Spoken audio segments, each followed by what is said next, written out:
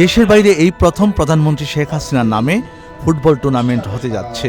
বঙ্গবন্ধু কন্যা Sheikh Hasina gold cup tournament নামে এই আয়োজনটি করছেন সংযুক্ত আরব আমিরাতের আফলাতুন গ্রুপ অফ কোম্পানিজ ও জাবেল সিনা মেডিকেল সেন্টার।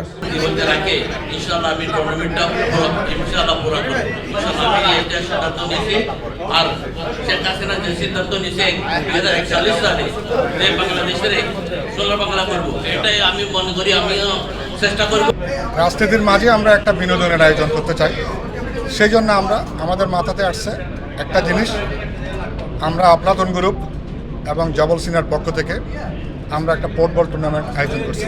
আমরা নামটা দিয়েছি বঙ্গবন্ধু কন্যা Sheikh Hasina gold cup UAE 2024। আমরা এটা শেষ করার জন্য আপনারা মিডিয়ার কাছ থেকে আমরা দোয়া যাচ্ছি এবং এটা প্রচারের জন্য আপনাদের কাছে আমরা অনুরোধ জানাচ্ছি। এটা আপনারা মাধ্যমে প্রচার হবে, আপনাদের উপর আমরা ডিপেন্ড করি। এটা জিনিসটা আমরা করছি, আপনারা যত প্রচার করবেন তত আমরা আমাদের দেশ এবং আমরা এখানে প্রবাসীরা সবাই জানতে পারবে। সেজন্য আমরা সবসময় আপনাদের সহযোগিতা চাই। সংযুক্ত আরব আমিরাতের আজমানের একটি রেস্টুরেন্টের হলরুমে বঙ্গবন্ধু কন্যা Sheikh Hasina gold cup tournament 2024-এর জার্সি উন্মোচন করা হয়।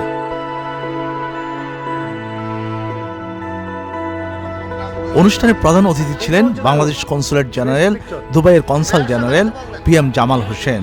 বিশেষ অতিথি ছিলেন কক্সবাজার পৌরসভার মেয়র মাহবুবুর রহমান চৌধুরী। যে প্রায় 10 লক্ষের বেশি প্রবাসী বাংলাদেশে বসবাস করেন, আসলে প্রবাসীদের তো বিনোদনের সুযোগ স্বাভাবিকভাবে কম থাকে। আমরা বিভিন্ন সময় বিভিন্ন ধরনের আয়োজন করে থাকি এবং কমিউনিটির থেকে সবসময় কোনো না কোনো আয়োজন থাকে, যার মধ্য দিয়ে প্রবাসীরা বিনোদনের সুযোগ পায়। তার কারণ এখানে তারা পরিবার পরিজন রেখে, আত্মীয় স্বজন রেখে এখানে তারা বসবাস করেন। সুতরাং এই বিনোদনমূলক, সুস্থ বিনোদনমূলক যে অনুষ্ঠানগুলো, সেগুলোকে আমরা প্রমোট করি। সেরকম একটি অনুষ্ঠান এখানে হতে যাচ্ছে। বাংলাদেশের প্রচুর মানুষ আছে যারা ফুটবলকে ভালোবাসে, তারা আনন্দ পাবে। এটা একটি সফল আয়োজনের মধ্য দিয়েই এই টুর্নামেন্টটি সম্পন্ন হবে বলে আমি প্রত্যাশা করি। প্রধানমন্ত্রী শেখ হাসিনার জন্মদিন উপলক্ষে আগামী সেপ্টেম্বর মাস জুড়ে এই খেলা চলবে সংযুক্ত আরব আমিরাতের বিভিন্ন স্টেডিয়ামে।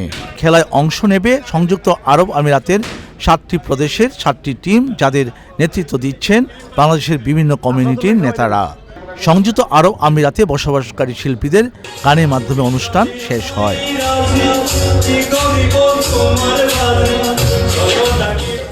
যাযাবর মিন্টু, চ্যানেল আই।